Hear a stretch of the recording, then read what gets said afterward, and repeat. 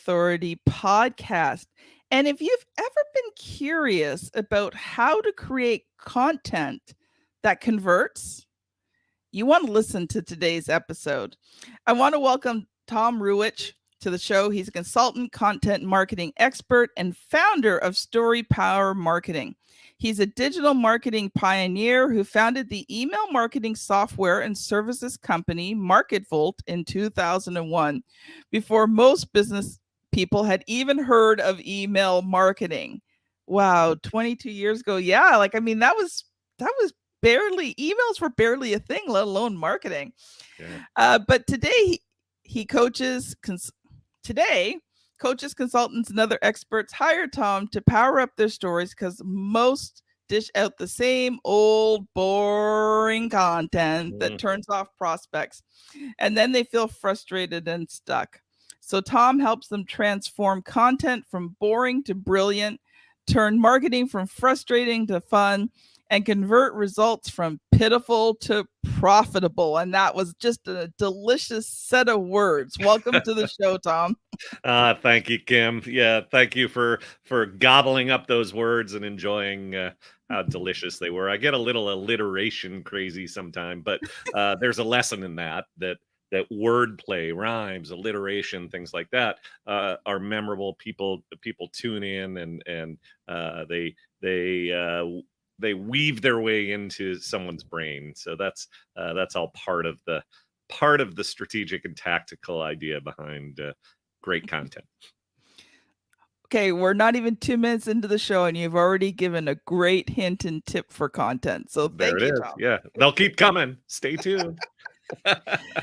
So, Tom, this is your first time on the Author to Authority podcast. I would love to share a bit more about your business story Sure. and how you ended up starting Story Power Marketing.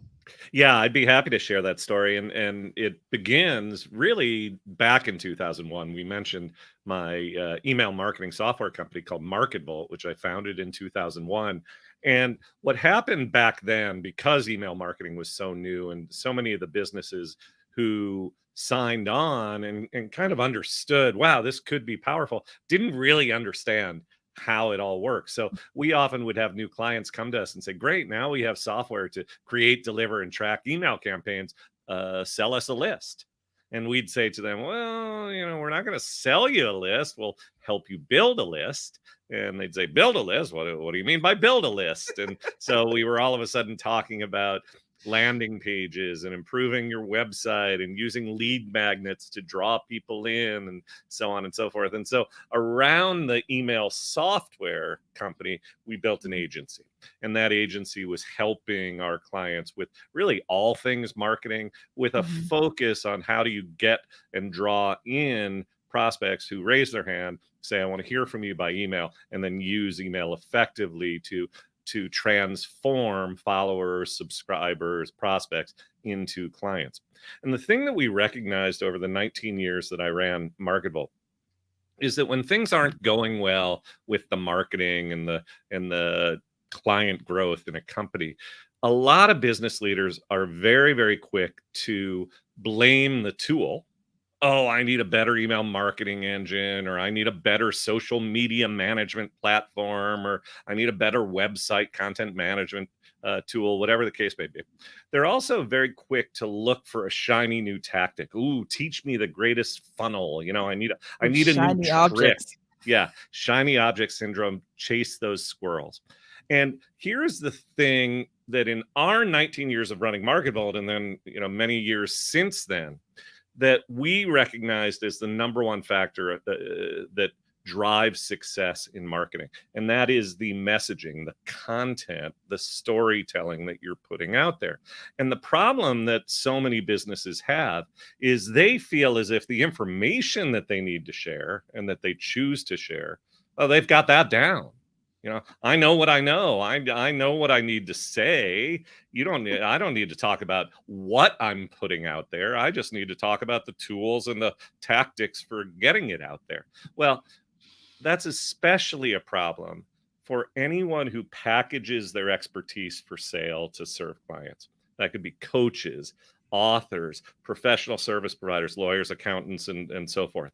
Anyone who has valuable information that, pardon me, that is their stock in trade, what they tend to do is share valuable information. So the business coach will put out a blog post about here are 5 tips to delegate better, and the financial planner will put out content that is here are tips about the difference between a traditional IRA and a Roth IRA. And the problem is that information is not enough. Information alone is a commodity. Even if you believe that your approach to delegation or your approach to Roth versus traditional IRA is somehow special, nobody is really tuning in if it's information only. You have to combine information with something that is entertaining, captivating, relatable, story powered. And so as I spent more time consulting with clients, not just providing software for them to market with, I was spending more and more time talking about how to power up your stories, how to create better content that draws prospects in, that makes them say, "Oh, you get me. I want to learn more." And when I sold the software part of my business in 2019, I hung a shingle, effectively rebranded the consulting that I was already doing and had been doing for many, many years as story power marketing. And when you introduced me, you talked about it. Really, what we're helping our clients do, authors, coaches, consultants, anyone who wants to share their expertise with the world so that they get hired, we help them transform their content from really so much content that's prospect repelling and turn it into content that's client attracting. Oh, sorry there. I got my office door closed and I guess the wind blew and it went bang bang and I'm like, okay, Oh, what's I going didn't on hear here? it. I didn't hear it. You have a good directional mic that doesn't pick up Yes, the I background do. noise. Yeah. So uh if you're watching the video and you see me jump, you now know why. Yeah. Just the ghosts in your office, Kim. Oh, no, it's called pressure in the house is unbalanced. I see. Tom, I love what you just said there. And, the first thing that struck me was all these people who just wanted you to sell them the list. And Yeah. I think even today, I think we still sometimes as entrepreneurs, we have that mindset. We want the easy way out. Just, give me the software, sell me a list of people, I'll throw out my spam, see what sticks to the wall. But in today's society, I mean, that barely worked back then, but in today's society, it definitely does not work now. Yeah, I completely agree. And you're in the business of helping business people grow their businesses, build their authority through books and so forth. And I too am in the business of the same outcome. And Mm. I'm sure that you've experienced what I experienced when you meet new prospects, business people who want to grow. So often the first thing they talk about is, I need leads, I need more people, show me the lead, sell me a list. And what they're failing to understand is that new leads, buying a list, hiring an SEO or a pay-per-click or a Facebook advertising consultant to pour people into your funnel will only work if you have the back end of that process running effectively. And the back end of that process is all about how do you engage people once they raise their hand? Because very, very, very few people say, pleased to meet you, send me a contract. I mean, that's not how it works. And so you have to understand how, once they say, pleased to meet you, tell me more, how do you turn that follower into a deeply engaged prospect and ultimately a client, and then ultimately a super client who's referring you to others, who's buying everything you sell, who's signing up for every program that you offer. And all of that has to do with your content marketing and how you're communicating with your clients. And so before you focus on, where do I buy a list? How do I, run ads to get more people to my website? You need to focus on, how are you going to communicate more effectively with them once they are in your world. And that's where story powered content really comes in. One of the things that I teach my clients in the book writing process is Yeah. one of the goals of the book is to create relationship. Yeah. It's not just about giving information. It's about creating that relationship with the client so that when they're reading the book, they feel like A, they know you, but Mhm. B, you know and understand them. Yeah. Yeah. I'm And when so those two things happen and then you show that you can solve the problem, yeah. that's a winning combination that people go, I need to work with this person. Yeah, exactly. I'm so glad that you said that. There's a lot of buzz in the marketing world around storytelling. There are a lot of people out there talking about it, and they talk about, you have to create your story and so on and so forth. And the thing that a lot of these so-called storytelling experts will get wrong, and a kind of a myth that they perpetuate, is that it starts with the story of you. And so you have all these people who are dishing out their grand origin story, talking about the garage where they invented the widget and the ditch that they clawed their way out of, or whatever the case may be. No one cares I was about just about to say, who cares? yeah, no one cares about your story until and unless it Yeah. reflects on their story. And so your point, Kim, is so important. And when we talk about storytelling in business, what we're really talking about are the prospects and the clients' stories. Now, Yeah. you can be a first person character in the emails and the posts and so forth that you put out there, but those stories that are about you are not so much about you as parables about them, about your clients and prospects. We have a framework that we use to get to this, called the 3E framework for story discovery. Mm. And the first E is empathize. Yes. Listen, see them, hear them, watch them, understand what drives your clients and your prospects. What's keeping them up at night? What's frustrating them? What's the problem that they're trying to solve, the hurdle they're trying to clear? The second E is envision. Where is it that they want to go? What's the other side of the mountain? And sometimes they know and they can articulate that. Other times you have to help them envision. You have to help create that vision for them uh, so that they can understand. Now, that whatever that vision is has to align with some deep-seated emotion and desire that they already have. We don't create desire in our clients and prospects. All we do is tap the desire, and then the 30 is enable the journey. So Yes. we're looking at where they are, we're looking at where they want to be, and only then do we start talking about our products and services and how they can enable the journey. Or we recognize that our products and services aren't going to enable the journey, and we happily walk away and say to that prospect or client, you probably ought to meet so and so. They can help you better than Yeah. I can. So that before to after, that understanding of that journey is really what it's all about. And if you're able to articulate that in your emails and or your book, and constantly help your prospects uh, envision the journey where they're saying, wow, you get me, you said it right, Kim, you get me, you understand me, then what they're going to do is they're going to lean in and they're going to say, how do we do this? How are Yeah. you going to help me make that journey?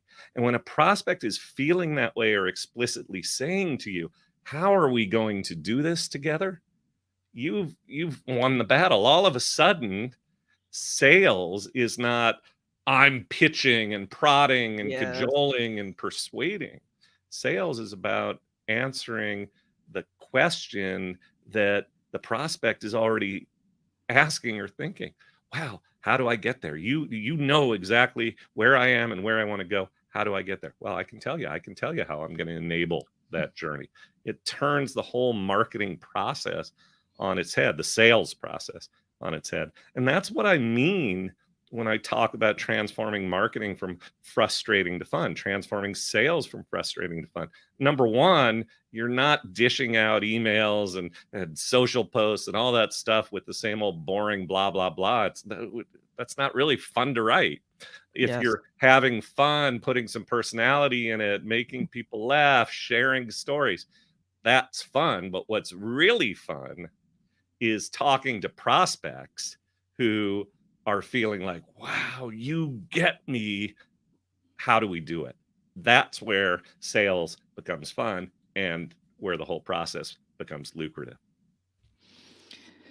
Well, you just shared so many golden nuggets there. I'm not even sure which one I want to start with yet. But uh, one of the things you said early in that part was people don't always know what their vision is, what their desire is. Hmm. And I think that is so true because sometimes you can't see the forest for the trees. Yeah.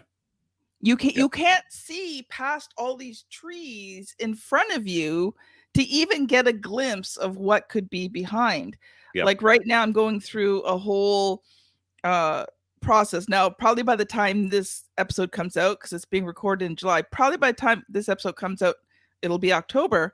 Um, I will have completed this process and I'll be talking about it. But Hmm. one of the things I'm working on this summer is putting together a whole new product line. Hmm. And I'm actually working with specialists to do it. It's not because I don't know how, because I've been an entrepreneur long enough. I've studied marketing long enough. I mean, I understand all the concepts, but I couldn't get past my own trees. Hmm. I needed an outside perspective to say, to guide me through the process and go, okay, here, Kim, here's the things that you're missing, right? And Hmm. so it has been an amazing process of working with these people to create this whole new product line, Yeah. and it's Yeah.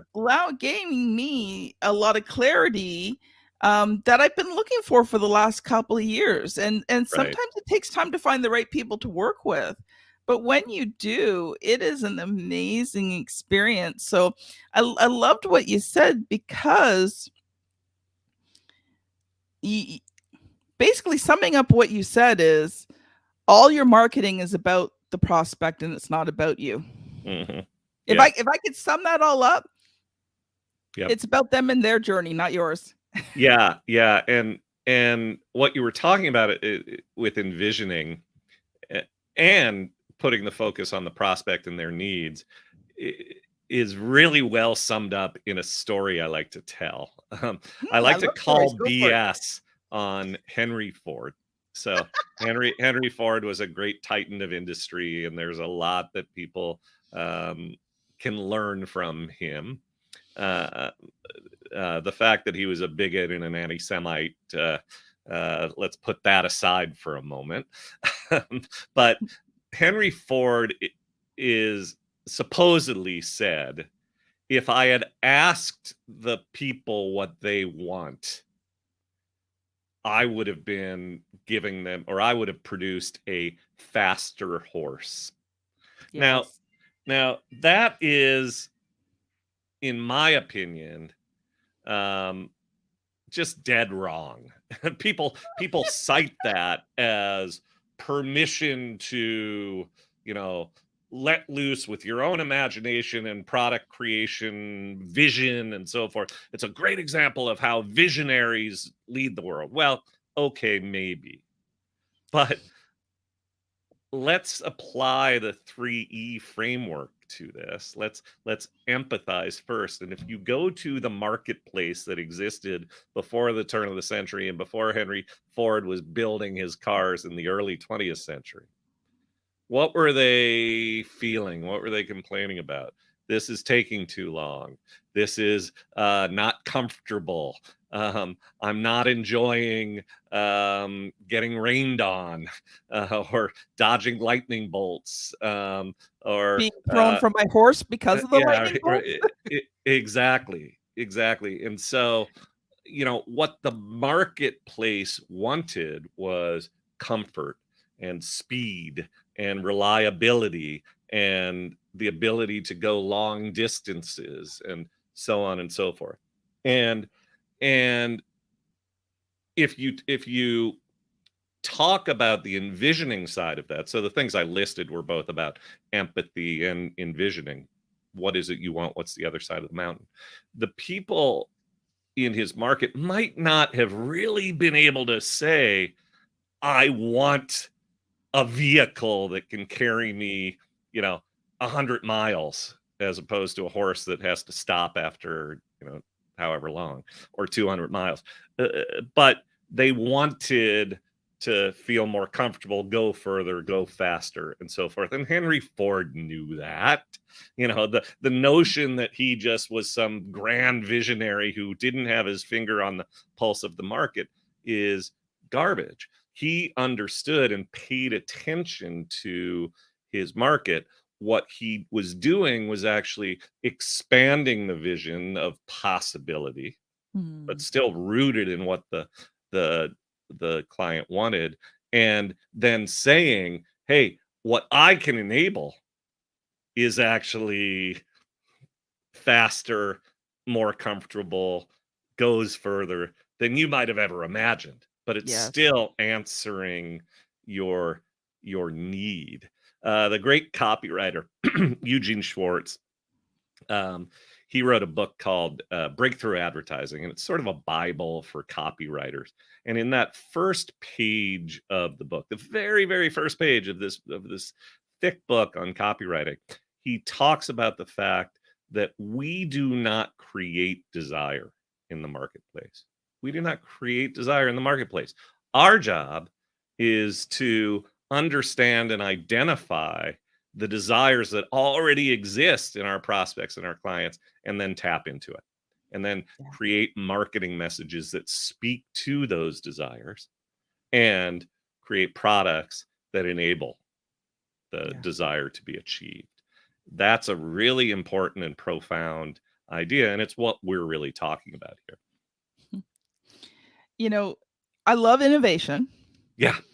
but when you look at innovation from an entrepreneurial standpoint, um, you know, I have nothing wrong with it, but from the entrepreneurial side, sometimes it takes years before this idea that you've invented, this thing, really takes off. So yeah, Hmm. it's great for innovation is good. So thankful for it. But when you're looking at it from entrepreneurial standpoint, you've got to be if you want to be that innovator, you've got to be willing to pay the cost of all the years it's going to take to get that to the mainstream so that people accept it and use it. Yeah. I mean, even email marketing. I mean, you started back in 2001. People didn't even know that email marketing existed. You probably spent a lot of time trying to convince people that email marketing was the thing of the future and they should get Right. in on it now. Right.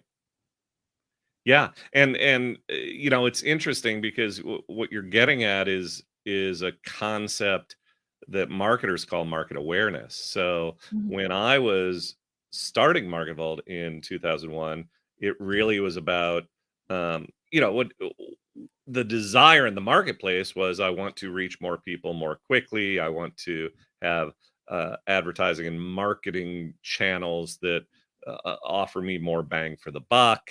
I want to break through noise. I want to, so on and so forth. And so we were saying to them, um, you know, here is a new technology that can check these Mhm. boxes for you. Great. As the years passed, everybody we were dealing with who was considering Market Vault understood the the broad notion of email marketing and how it checked the boxes. The kinds of things that we were now talking about were avoiding headache and hassle, avoiding repeated effort. It was more procedural because people Yes. understood sort of the big why. Now it became why us versus other email marketing companies, and we were beginning to talk more, not just about I have a technology, email marketing, that can solve problems. It was I have an email marketing solution with this set of features that Yes. can solve this problem. Great example of that is this in many ways is sort of an origin story for me and my own storytelling. We had a client who was using another email software, and her job was, as the corporate marketing person, to send out emails under the names of each of the 10 sales reps in the company. So John Doe and Bill Smith and Mary Brown and so forth each had a list, and she made a newsletter that was the same for every one of the lists, except for the fact that it came from sales rep name with a signature at the bottom, call me at this number, with the sales rep's individual stuff. Well, the software that she was using required her to make the newsletter, send it from Steve Smith, make a copy of said newsletter, edit it, and change all the stuff, including the from name and the reply address and the stuff in the email, and repeat and rinse 10 times over. And that was a headache and a hassle. And what we understood, and what we were having conversations about, is how that made her feel. She didn't look Yeah. forward to doing her email newsletter each week. It was a pain. She pulled her hair out doing it. It was distracting her and keeping her from other things that she wanted to do. She wished that she could have that 90 minutes back that it was taking her to do the 10x process. And once we were able to articulate her story, she said, wow, yeah, you totally get it. What's the point? Well, the point is, we have a set of features that could enable you to sweep all that headache and hassle away. We're able to merge in the stuff, allow you to, with a click of a button, change the name of the sender and the reply address, and merge in data. And she literally, when our sales rep introduced that technology to her, she literally jumped into his arms and gave him a bear hug, a tear streaming down her cheek. And I retold that story hundreds of times, hundreds of times, and sold a lot of email marketing telling that story. Now, let's get meta here for a moment. I just told you a story about me, but it wasn't a story about me. It was a story about all of you who are watching and listening, a story about, isn't it frustrating when you start talking about your products and your services and people shrug and say, so what? Wouldn't it be nice for a prospect to say to you, wow, you really get what I'm going through? What's the point? The point is, I have a product or service that could help you. And they are so delighted that they literally or figuratively hug you and are customers for life. That is a really, really powerful story. And telling that story over and over again helped me sell a lot of email marketing software. Wow, we got a few minutes left, so let's break this down a little bit. So, first of all, it is your story, but it's not your story because you're telling somebody else's story. And I think that's, it's people think they always have to tell their story. No, they don't have to tell their story. They can tell somebody else's story. And I think that that's important too to know. And the thing is you were using a client story, which is always very powerful. Yeah. I love how you broke it down. You gave a framework for the story, so a little bit of the background, not a lot, just enough that we knew where the story started. But then you got into how she felt and the problems that she was facing, and I think that that's sort of a key part of storytelling is, what problem was this person facing and how did they feel about it? Yeah. Because it's not just the problem, it's this 90 minutes out of her day that she has to spend doing something she doesn't like when she could be doing work that she really needs to be doing. Yeah. I love how that story broke down. Yeah. We've got about 5 minutes left, Tom. Yeah. Do you have a few practical hints and tips that you can leave the audience with? I mean, we've talked in very broad strokes, which has been amazing, but I always love giving a few practical little hints and tips as well. Yeah. So I'll start broad and then I can get practical. Number one is please remember that 3 framework: empathize, envision, enable.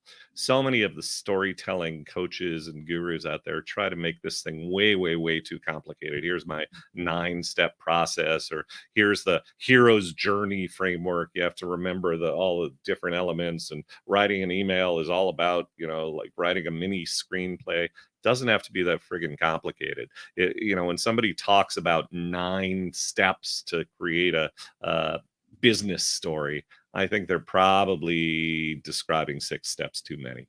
It just doesn't have to be so complicated. The second thing, I want to share 3 story power principles, sort of guiding principles that we've already discussed, but I want to lay it out so that you can walk away from this episode remembering these. So, number 1 is keep the focus on your prospects' emotional journey. That word Yeah. emotional is so important. How are they feeling? Frustrated, the journey from frustrated to relieved, the journey from stuck to unstuck, the journey from frightened to confident, so on Mhm. and so forth. Second, keep it personal. Keep it personal. And what I mean by that, stories do this naturally. No more lectures, third person. Here is why delegation is important, blah, blah, blah, blah, blah. Put human beings into it, put some Mhm. personality into it, and so forth. And the more that it's human and personal, the better, especially in this age of AI powered robotic content. And Mhm. the third thing is keep it simple. I already talked about that. I won't elaborate. As far as practical tips, one thing we've not talked about that I think would be important to share is the role of AI in all of this. Mm. Okay. A lot of people are talking about AI and wow, AI can write your emails for you and your social posts for you and so on and so forth. Here is big tip number 1 related to AI. Number 1, do not ask AI to be your ghostwriter. Do not say, I want to write an email Amen. about X, Y, and Z, and press the button and boom. Here's here's a big problem with that, among many problems with that. You want to get out there and write with a voice. You want people to Yes. feel that personal connection. You want people to, when they read your book or when they read your email, to feel as if they know you and know, like, and trust you. Yeah. And look, you can ask AI to write with more personality or to try to mimic your voice, but the reality is that people consciously or subconsciously, and in a lot of ways subconsciously, see through it is Yeah. worse, because what happens is at some point, unless you're selling packs of bubble gum and low cost consumer products, if you are a B2B business person offering a service of any cost, you're going to be face to face or ear to ear over the telephone or screen to screen over Zoom with your prospects. They're going to see you or hear Yes. you in person at some point. And if the you who is presenting at the time of selling isn't presenting with the same voice as the you who was presenting in emails and social posts, that disconnect will be Yep. felt by the prospect, and you're sunk. Second AI tip is do not ask AI to bring the facts to you, especially when you're doing market research. So, for example, do not say, I am selling such and such widget. I'm trying to target blah, blah, blah, blah, blah people. And please tell me the emotional buttons that I ought to be pushing. Please tell me how to empathize with these people or to envision what they need. Tell me who they are and what they need. AI is not good at that. Yeah, because it AI, can't feel. huh? It can't Yeah, feel. but what it's going to do is scrape at the lowest common denominator. It's going to be dated stuff. There's a guy named Jeff Walker who has a very famous marketing product called the Product Launch Formula. And a few months ago, I saw a video where Jeff was talking about doing a product launch. And in this video, he said, you know what? Every single time I do a product launch, I do market research from beginning to end over again. And the Yes. reason I do that is the mood and the feelings of my market, the people I'm trying to reach, has changed. It changes year over year, certainly decade over decade. It changes week over week. And what AI will give you is yesterday's sort of ordinary, scratch the surface stuff. So bring the facts to AI, ask AI to interpret, ask AI to sort and sift, ask AI to help you generate other ideas, but don't ask AI to ghostwrite for you, and don't ask AI to do the core find the facts research for you. Wow. I'm not going to comment on that because we are out of time today, Oh, Tom. I think we'll have you back to do another show because I think we can very easily continue this conversation. And I yeah. do have a lot of opinions as a publisher about AI, but we will not go into those today. We could do a whole episode about that, Kim. So Yeah, exactly. Tom, we have about 30 seconds left. Can Sure. you, if people have enjoyed this, how can they connect with you?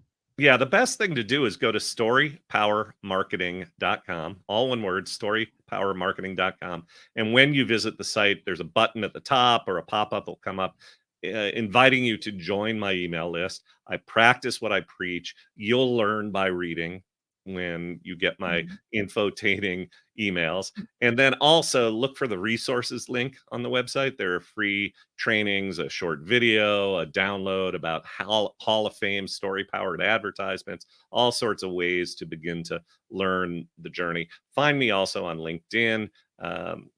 My name is Tom Ruwitch, and Ruwitch. I'm the only one on LinkedIn. So,